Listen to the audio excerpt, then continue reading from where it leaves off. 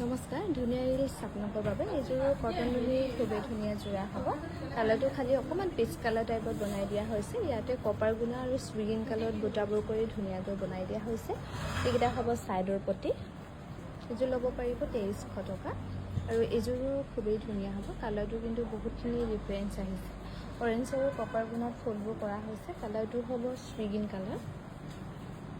এইযোৰ যদি কাৰোবাৰ ভাল লাগে নহয় এবাৰ হোৱাটছআপ কৰি ল'ব, ফটো এখন সেন্ড কৰি দিম, যিহেতু কালাৰটো বহুতখিনি ডিফাৰেঞ্চ আহিছে। আৰু এইযোৰো লাইট কালাৰ হ'ব, চিল্ক কটনৰ খুবেই ধুনীয়া যোৰা। এইযোৰ আপোনালোকে ল'ব পাৰিব 1750 ৰুপিজ। আৰু এখন হ'ব মেখেলাখন।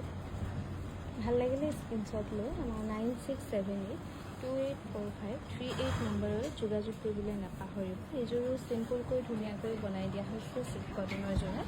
য়েল্লো আৰু চিলভাৰ গুণাত ধুনীয়াকৈ কৰা হৈছে। এখন হ'ব মেখেলাখন 1750 ৰুপিছত ল'ব পাৰিব। এইযোৰো লাইট কালাৰ হ'ব, চিল্ক কটনৰ যোৰা। ইয়াতে ডাৰ্ক কফি আৰু য়েল্লো বুটা কৰি ধুনীয়াকৈ বনাই দিয়া হৈছে।